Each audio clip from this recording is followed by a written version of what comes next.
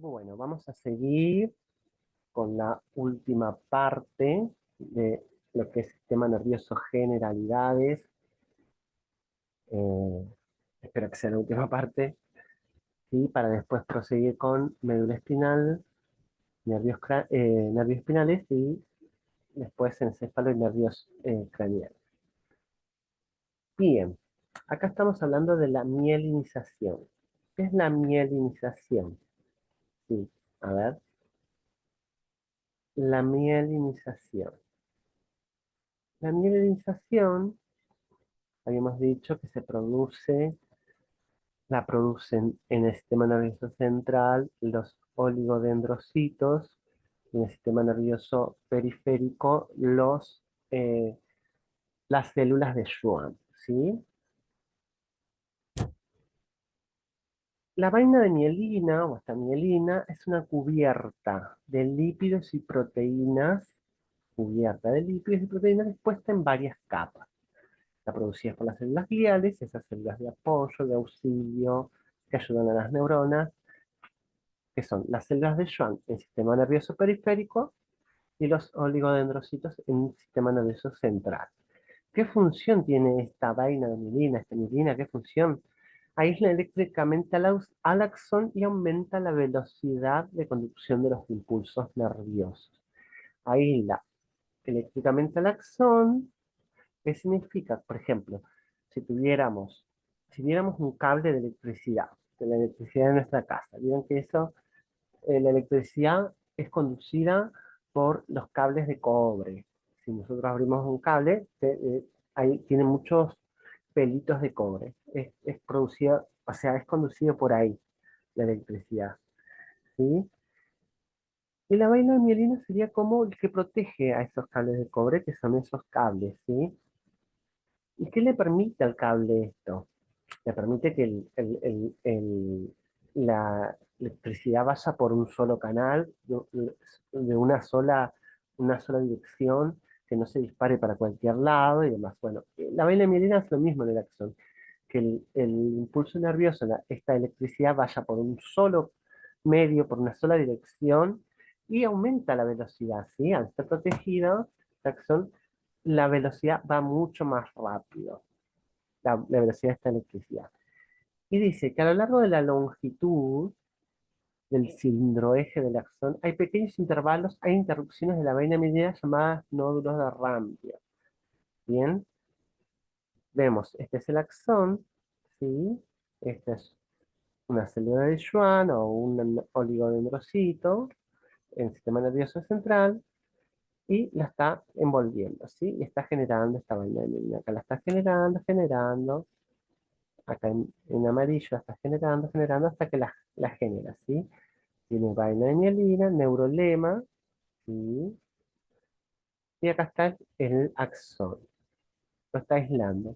Y acá está el nódulo de Ranvier, son esos espacios donde el axón queda descubierto. ¿Qué permite eso?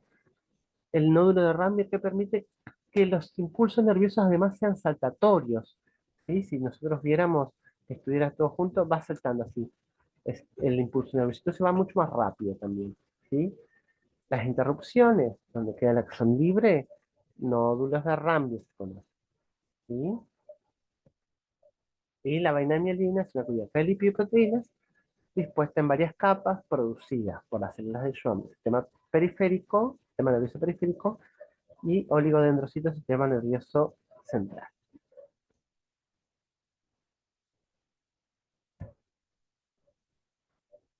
Bien, sigamos.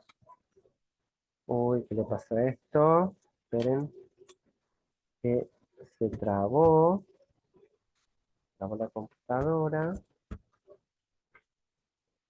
Ah, uy, a ver, se había trabado. Bien, esto, Dios mío. Señales eléctricas de las neuronas. Bien, habíamos visto que las neuronas son susceptibles de excitación eléctrica, o sea, ante un estímulo, ante una señal eléctrica, estas neuronas se excitan eléctricamente. y se comunican entre sí, entre neurona y neurona, a través de dos señales eléctricas, dos tipos de señales eléctricas. Una que se llama potencial de acción y otro que se llama potencial gradual. Potencial de acción permite la comunicación entre neuronas de corta y larga distancia. Comunicación entre corta y larga distancia, un potencial de acción. Y un potencial graduado para la comunicación a corta distancia, ¿sí? Esos son los dos tipos de potencial de acción. De señales eléctricas, ¿sí? Potenciales de acción, corta y larga distancia, comunicación, y potenciales graduados, comunicación a corta distancia. Potenciales graduados, perdón, a comunicación a corta distancia. ¿Y cómo se logran estas señales eléctricas que estos potenciales de acción o potenciales graduados se lleven a cabo? Gracias a canales iónicos que están en las membranas plasmáticas de estas neuronas o de las glándulas o de las células musculares, ¿sí? Porque recordemos que la comunicación se puede dar entre neurona y músculo o neurona y glándula. Bien, los canales iónicos de las neuronas.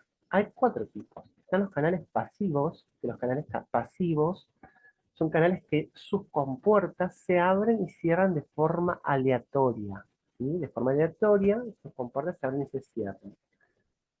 ¿Dónde se encuentran? Se encuentran en casi todas las células, incluidas en las dendritas, los cuerpos celulares y axones de todos los tipos de neuronas. En todos los tipos de neuronas se encuentran. En todos los tipos de neuronas. Sensitiva, interneuronas, neuronas motoras, neuronas del sistema somático, del sistema autónomo, del sistema eh,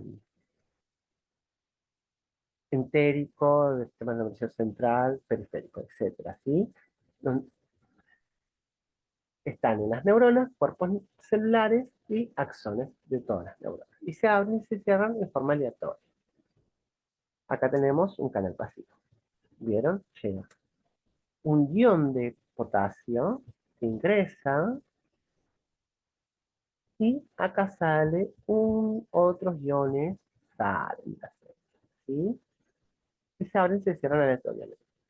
Después tenemos canales dependientes de ligando. ¿Qué son los ligandos? Los ligandos son sustancias químicas particulares que cada, cada canal tiene su propio ligando. O sea, eh, no puede un ligando, por ejemplo, un ligando A no se puede unir a un canal que tiene ligando B, ¿sí? Que tiene receptor para el ligando B.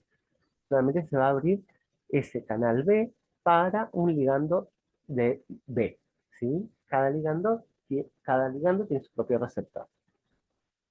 Y sus compuertas se abren en respuesta a la unión de este receptor con este ligando, ¿sí? Se abren solamente ahí. ¿Y dónde se ubican? En las dendritas de algunas neuronas sensitivas, como los receptores del dolor, los nociceptores que hemos visto, y dendritas y cuerpos celulares de interneuronas y neuronas motoras, ¿sí? Se encuentran en las dendritas de neuronas sensitivas, de receptores del dolor, los nociceptores, y cuerpos celulares de interneuronas y neuronas motoras. Y acá tenemos un canal dependiente de ligando. Acá tenemos un ligando, por ejemplo. Acá tenemos calcio, miren que está sodio. Y acá tenemos un ligando. Un ligando se une a este receptor, que hay en la membrana plasmática, este canal. Se une y cuando se une, se abren, ¿sí? Y permite el pasaje de los iones que están por fuera, que ingresen a la célula y sustancias que están afuera de la célula que están adentro de la célula salgan para afuera. En este caso es un ligando acetilcolina. La acetilcolina es una sustancia química, un neurotransmisor, que se une a un receptor, que este receptor o este canal es, por ejemplo, el muscarínico, ¿sí? El receptor, el canal ligando, muscarínico, que solamente tiene sitio para que se una la acetilcolina. Entonces, cuando se abren, pasan las diferentes sustancias entre el interior y el exterior de la célula. Después tenemos otros canales que se llaman, que son activados mecánicamente, y que dice que sus canales con compuerta que se abren en respuesta al estímulo mecánico. Estímulos mecánicos como el tacto, la presión, la vibración y el estiramiento tisular. Por ejemplo, cuando un órgano se tiene que distender, como el estómago, ¿sí? Cuando se tiene que distender porque tiene que recibir el alimento, extiende sus paredes, entonces el tejido se extiende, ¿sí? O vibración, cuando nosotros escuchamos una canción o escuchamos a alguien hablar, esas ondas sonoras hacen vibrar a nuestro oído, ¿sí? Y estos canales responden a esos estímulos, ¿sí? Entonces se abren al responder a esos estímulos.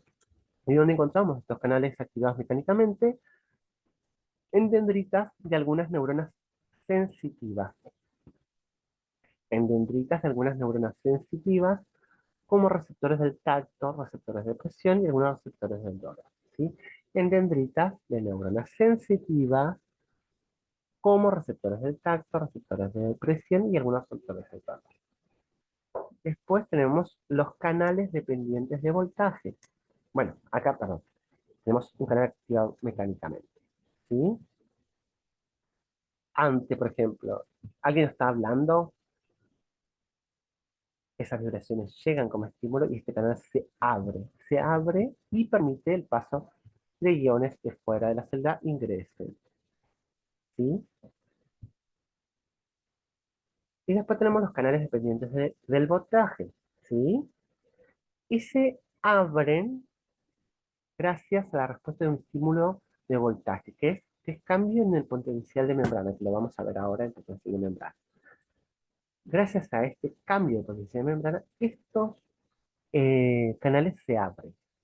¿Y dónde se encuentran? En los axones de todos los tipos de neuronas. Todos los tipos de neuronas, en los axones se encuentran estos canales de voltaje, ¿sí? Llega un estímulo eléctrico que hace que el potencial de membrana cambie, de la membrana plasmática estamos hablando. Entonces, una vez que el voltaje llega, ¿sí? Por ejemplo, acá dice voltaje menos 70 milivolts, que es lo que tiene que tener una célula en estado de reposo. Bueno, este estímulo hace que la membrana pase de menos 70 a menos 50, entonces hubo un cambio en el voltaje de la membrana, hubo un cambio en el potencial de esta membrana. Entonces, como hubo un cambio, estos canales se abren dependiendo del voltaje, haciendo que ingresen iones de fuera de la célula a interior de la célula, ¿sí? Entonces, estos son los cuatro tipos de canales: pasivos, dependientes del ligando, activos mecánicamente y dependientes de voltaje. Recuerden dónde ubicarlos, dónde se ubican y cómo se abren estos canales, ante qué estímulo se abren, ¿sí? Bien, tenemos que hablar de potencial de membrana en reposo, que es lo más importante eh, que me parece a mí para, para ver. Bien,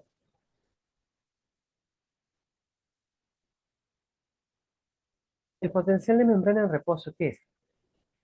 Habíamos dicho una vez, cuando yo les hablaba, que el interior de la célula es muy negativo. ¿Por qué? Porque hay muchos aniones. Aniones, recordemos que aniones son iones con carga negativa, ¿sí? Hay muchísimos aniones en el interior de la célula. Y hay pocos cationes. Cationes son iones con carga positiva. Hay muchos aniones y pocos cationes. Entonces hacen que la célula, su interior sea muy negativo. En cambio, el líquido intersticial, el líquido que baña las células, lo que está por fuera de la célula, es más positivo, ¿sí? Es más positivo que negativo. O sea, tiene más cationes que aniones, ¿sí? Gracias a esta diferencia entre el citosol, o sea, el interior de la célula, y el exterior, es que se da la membrana en reposo. ¿Sí? Una célula en reposo sin actividad tiene esta particularidad, que es más negativa eh, y menos, y más negativa adentro y afuera más positiva, ¿sí? Bueno, a lo largo de la superficie externa de la membrana se mide en voltios esto. Un milivolt es igual a 0,001 volt. Bien, que es una medida de electricidad. Si no me voy a meter ahí porque no conozco tanto. Pero esto, la carga eléctrica en el interior de las células se mide en milivolts. Y cuanto mayor sea la diferencia de cargas a través de la membrana, mayor será el potencial de membrana, ¿sí?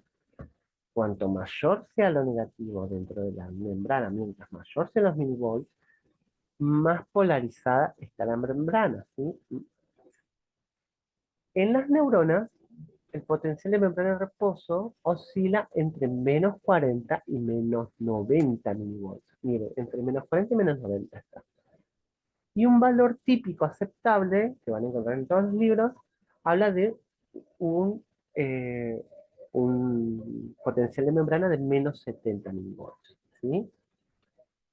Y se dice que una célula tiene un potencial de membrana, está polarizada. ¿Qué significa que esté polarizada? ¿Sí? Que esta membrana está cargada eléctricamente menor más negativa dentro que afuera. Eso habla eh, de lo que es la polaridad.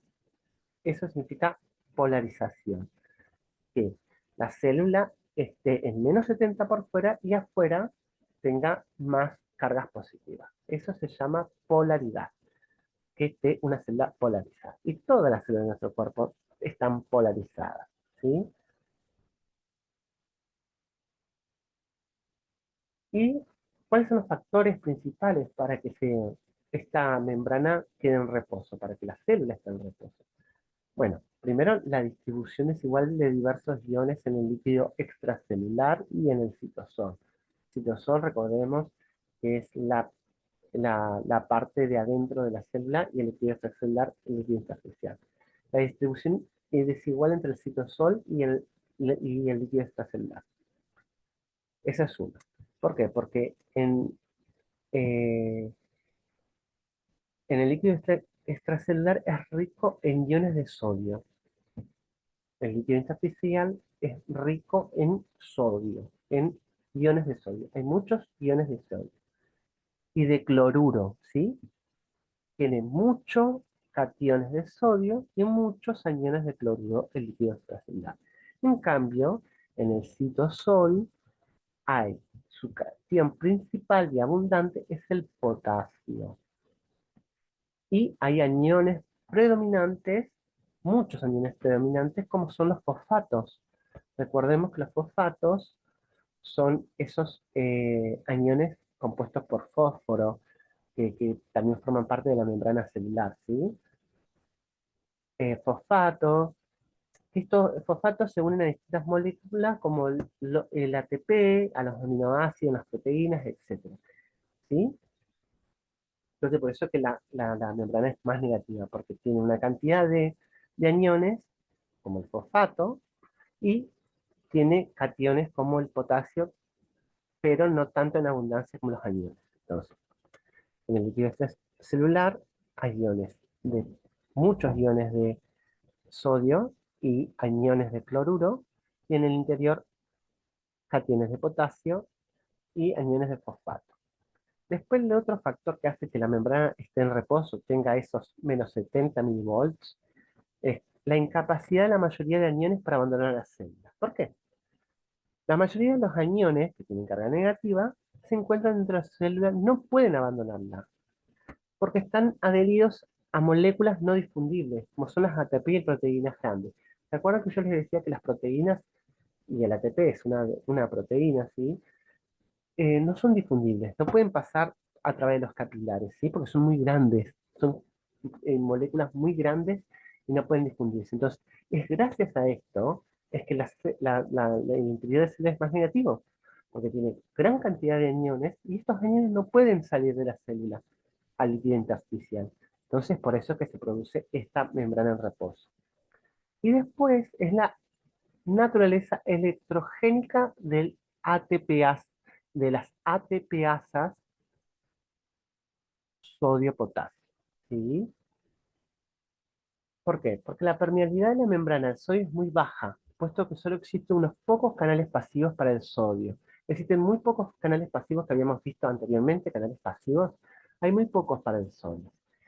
Sin embargo, el sodio se difunde lentamente hacia dentro de la célula a través de su gradiente de concentración. Recordemos, el gradiente de concentración es que un guión pasa de donde hay menor cantidad a mayor, perdón, desde donde hay mayor cantidad a menor cantidad. El sodio, ¿dónde abundaba? En el líquido extracelular, ¿sí? Entonces pasa del líquido extracelular al líquido intracelular porque está en menor cantidad. Pero lo hace en forma lenta, muy lenta. ¿Por qué? Porque no hay tantos canales pasivos de sodio, ¿sí? Y las pequeñas cantidades de iones que ingresan de sodio y de iones potasio que salen, porque el potasio estaba dentro del líquido intracelular, es compensada por la ATPasa sodio-potasio, que es un canal también que ante un sodio ingresan, dos sodios y sale un potasio, ¿sí? Entonces, esta variabilidad hace que el potencial de membrana en reposo también pueda producir por esta carga desigual, ¿sí? Bien, sigamos. Sigamos. Ahí esta cosa que se me olvidó trabar. Bien. Bueno, ¿qué pasa? Estas bombas, ¿sí? Estas bombas ayudan a mantener el potencial en reposo, ¿sí? Estas bombas ayudan a mantener el potencial de membrana en reposo, bombeando el sodio hacia el exterior de la célula a medida que éste ingresa pasivamente. Es lo que hablaba de la ATPasa, ¿sí? Al mismo tiempo, las ATPasas, sodio-potasio, promueven el ingreso de iones potasio, el otro era sodio, perdón, Na es sodio, K es potasio. Sin embargo, los iones potasio finalmente salen de la célula a favor de su gradiente de concentración, ¿sí? A favor del gradiente de concentración. Y hay que recordar que las ATPasa expulsan tres iones, perdón, me había equivocado anteriormente, las ATPasa expulsan tres iones sodio por cada dos iones potasios importados, ¿sí? Y se dice que son electrogénicas porque extraen más cargas positivas de la célula de las que lleva hacia el interior. O sea, saca más cargas positivas de adentro que las que trae para adentro, ¿sí? Saca más, más, más cargas positivas de adentro hacia afuera que ingresar de afuera hacia adentro, ¿sí? Por eso se llama electrogénica, ¿sí? Y esto contribuye a la negativización de la membrana, ¿sí? Porque al salir más positivo y ingresar menos positivo y la cantidad de aniones que hay que no se pueden difundir, es que se genera membrana de reposo y es posible, ¿sí? Y acá vemos, acá está en azul, esta parte, líquido extracelular, la membrana plasmática y el citosol, lo que está dentro de la célula. ¿Sí? Miren, qué cantidad de positividad que hay afuera y acá mucha negatividad. ¿Sí? Y acá estamos con una medición de un voltímetro que mide, obvio, volts, que pudiéramos poner. Entonces, si pusiéramos un voltímetro, veríamos que la membrana, el interior de la célula tiene menos 70 milivolts. Entonces está cargada negativamente y es gracias a esta membrana en reposo y es gracias a esto es que las células están en reposo y pueden llevar a cabo sus funciones. Bien.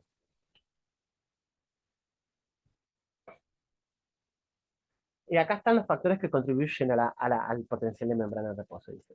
Factor importante que contribuye al potencial de membrana en reposo con interior negativo de una célula es la distribución desigual de iones en el LCR, líquido extracelular, y el citosol. El líquido extracelular es rico en iones sodio y aniones cloruro, y el citosol es rico en cationes y aniones como fosfato en ATP y aminoácidos en proteínas. Bien, es todo lo que habíamos hablado anteriormente. Y acá tenemos un dibujito muy lindo, potencial de membrana, canales pasivos de potasio, de sodio, acá la bomba ATPasa, ¿sí? Esto recuerden siempre poder extender todo esto a través de la lectura del libro, ¿sí? Porque me parece lo más viable, ¿sí? Lo más viable. Bien, a ver.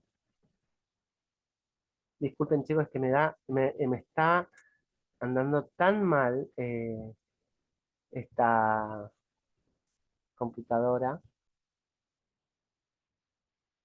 Bien, sigamos. A ver. Acá.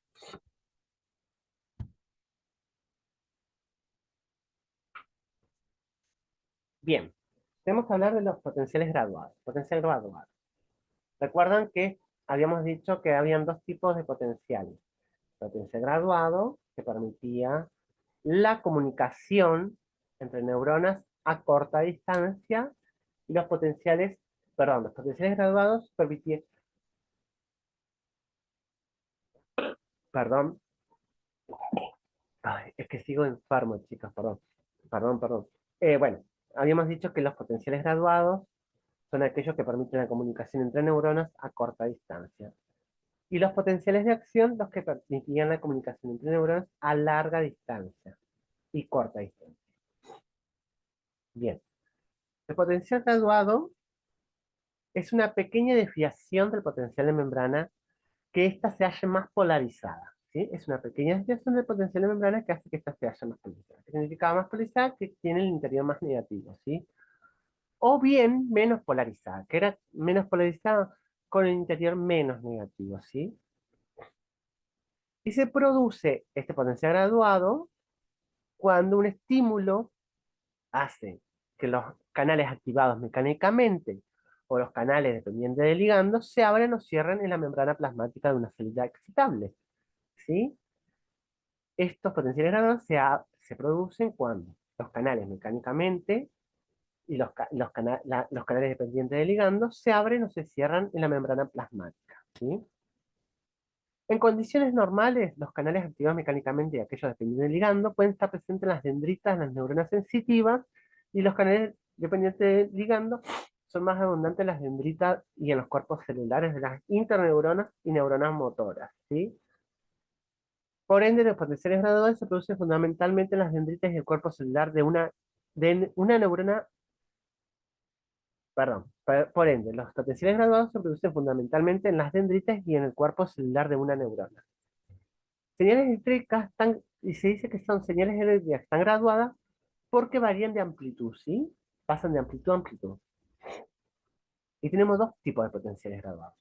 Uno que se llama hiperpolarizante, recordemos, polaridad, o que la célula esté polarizada, significa que está en reposo, que está en su reposo, en menos 70 dentro y afuera más positivo. Eso es polarizar.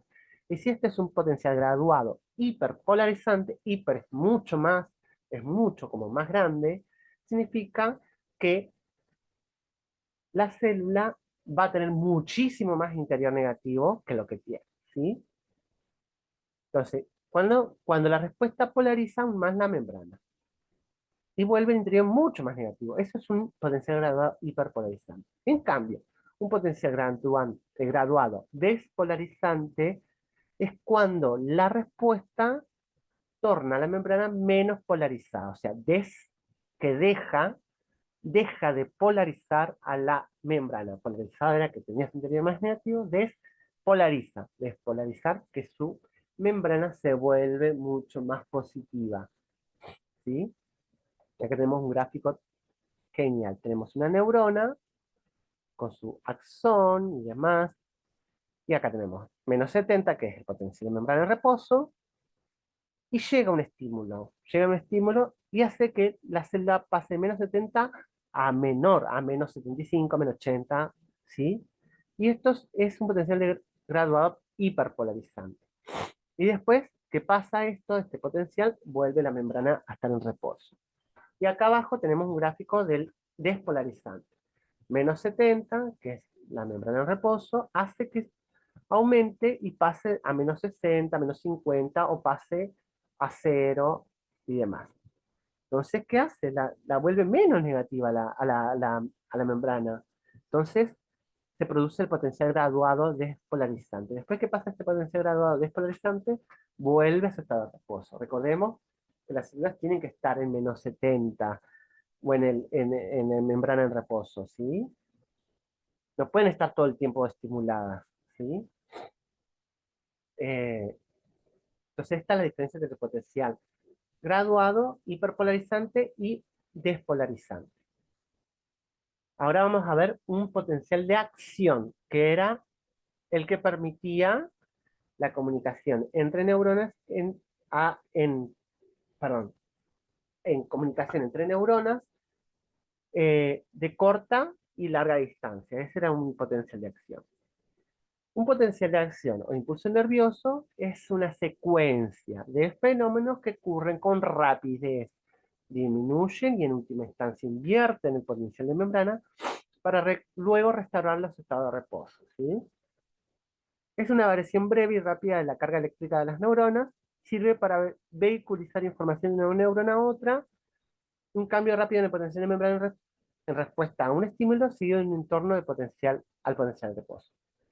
Bien, el potencial de acción es parecido a potencial graduado, ¿sí? Llega un estímulo, una señal eléctrica, hace que la membrana de reposo cambie su polaridad, pero hace que la membrana deje de ser negativa y pase a ser más positiva.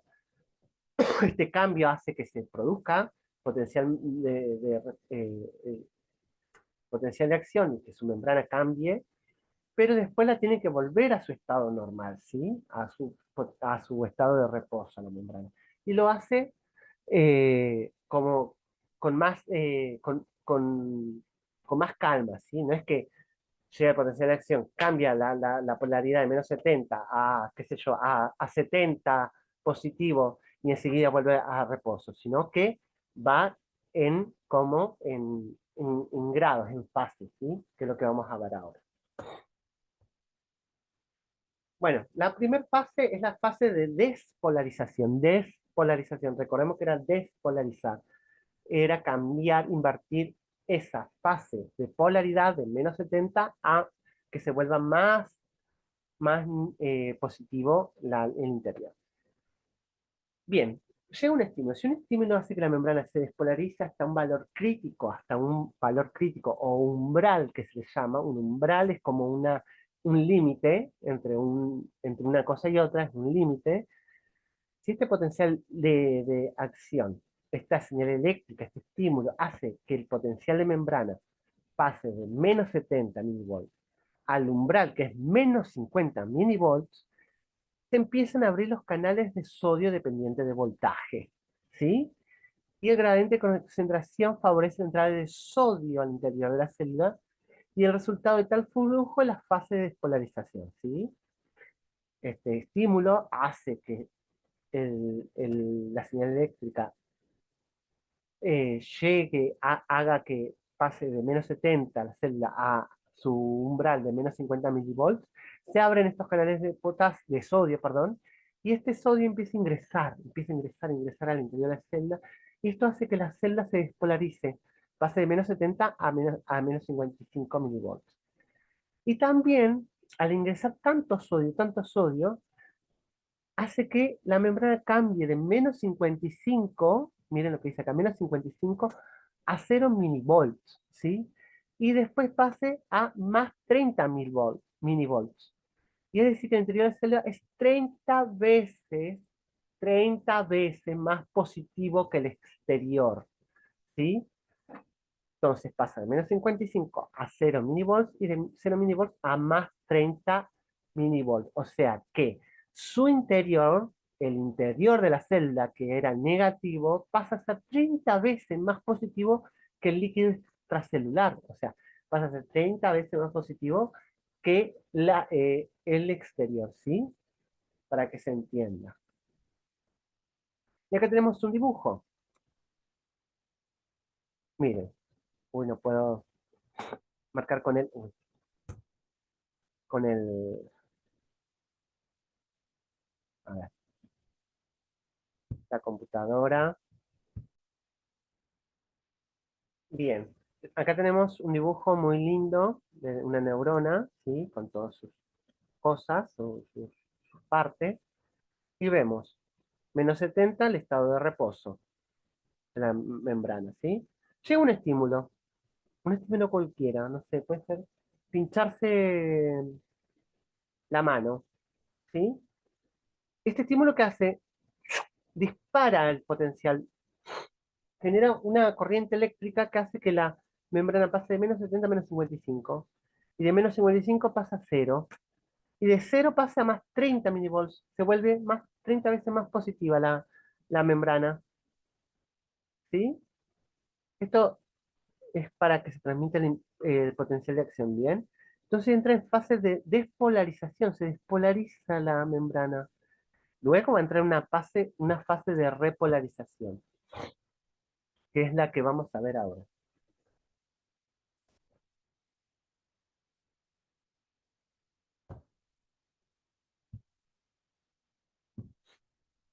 La fase de repolarización, como la despolarización abre los canales de sodio y potasio, dependiendo del voltaje, los, potasios, los de potasio se abren con más lentitud, ¿sí? Se abren mucho más lento que los de sodio. Y por lo que esto ocurre casi en el mismo tiempo en que se cierran los de sodio, ¿sí? Y el potencial de membrana cambia de más 30 a 0, vuelve de más 30 a 0 y por último vuelve hasta -70, vuelve a su estado de reposo. Mientras los canales de potasio permanezcan abiertos, los de potasio, el flujo de salida de estos iones potasio pueden ser lo suficientemente grandes para producir post-hiperpolarización, que es otra fase que vamos a ver. Potencial de membrana llega a -90, o sea, de -70, que es el estado de reposo de la membrana, de la célula, pasa a -90, o sea, se vuelve más negativo, ¿sí?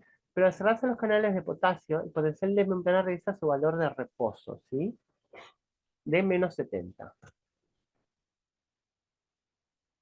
Se despolariza la membrana. Luego se repolariza porque el potasio entra más lentamente, más lentamente, más lentamente, más lentamente, y al entrar más lentamente, ¿qué significa? Que o sea, los aniones, los de adentro, estén como en más cantidad, o sean más porque se había despolarizado la membrana, entonces al ingresar menos, o sea, con lentitud, esta, esta membrana baja hasta -90 y después vuelve a su estado de reposo de -70, ¿sí? Regresa.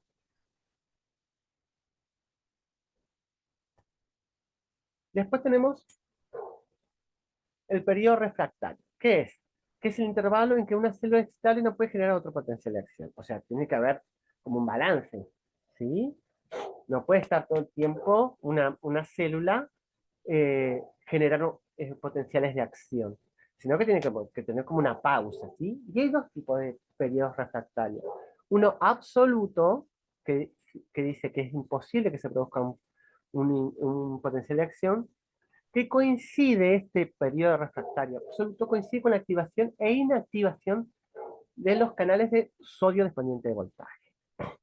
Y el periodo refractario relativo se puede iniciar un segundo potencial de acción, se puede llegar a iniciar un segundo potencial de acción, que coincide con la apertura de los canales de potasio dependientes de voltaje.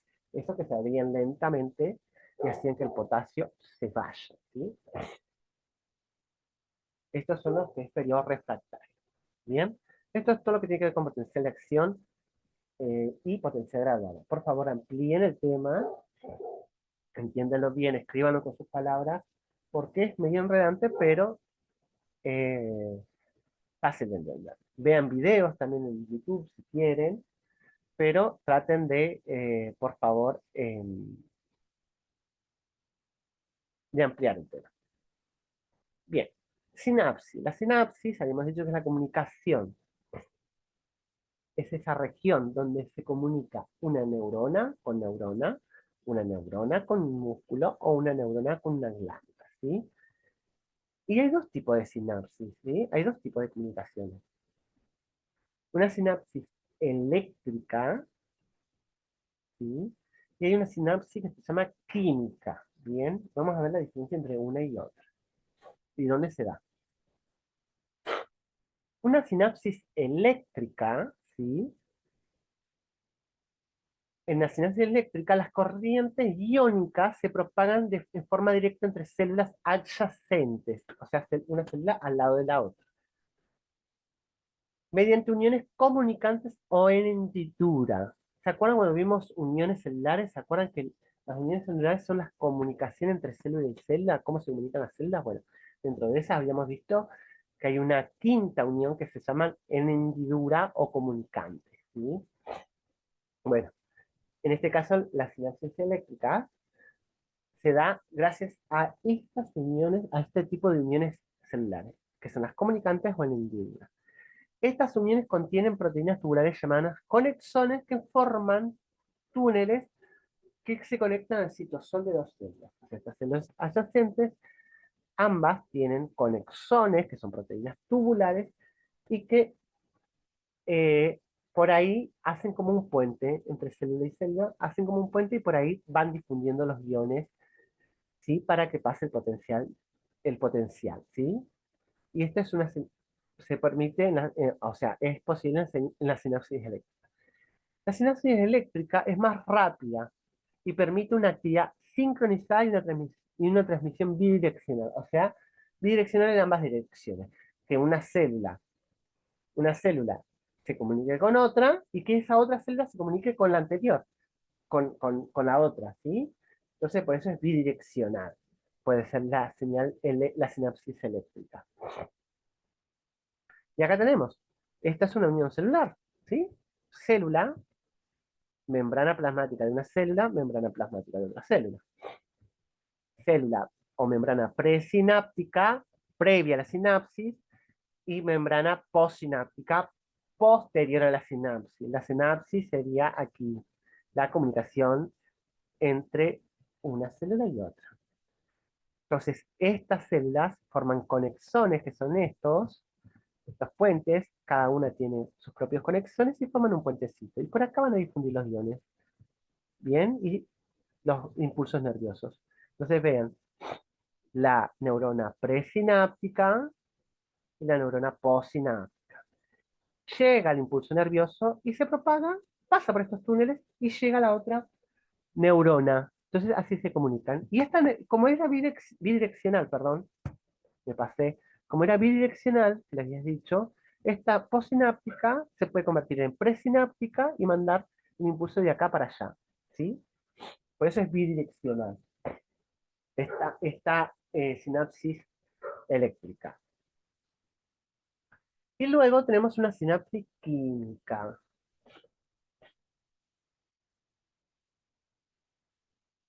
¿Y qué pasa?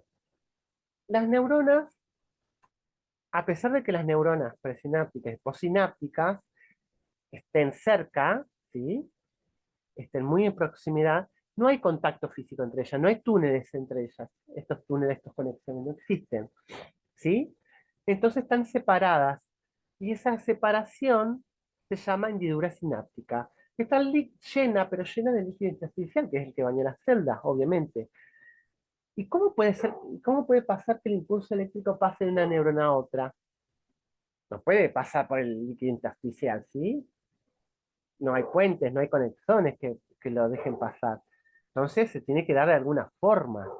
Entonces, esta sinapsis química permite eso, ¿sí? ¿Por qué? Porque el impulso nervioso presináptico llega al bulbo terminal del axón, y hace que determinadas moléculas ingresen para que estas después sean liberadas a la hendidura sináptica y esas se unan a receptores de la otra neurona postsináptica y así se propague, ¿sí?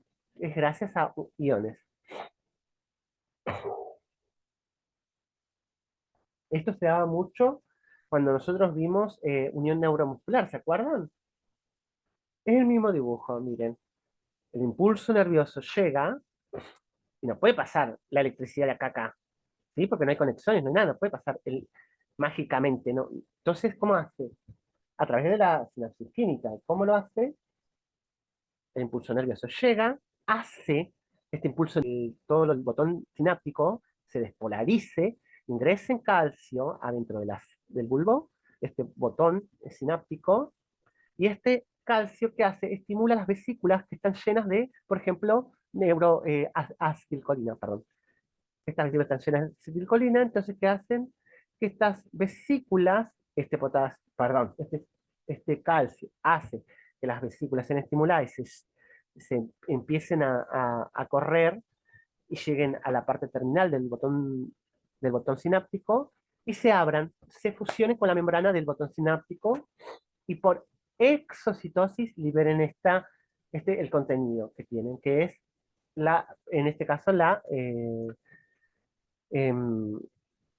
acetilcolina, perdón. Entonces, esta acetilcolina se libera al espacio sináptico, a la hendidura sináptica, y se une a receptores, por ejemplo, que habíamos dicho receptores muscarínicos, y estos receptores se abren, ¿sí? Permitiendo el ingreso de iones adentro de la célula para que se despolarice. Entonces, sí, pasa este impulso nervioso de acá hasta acá, gracias eh, a esta eh, sinapsis química, ¿sí?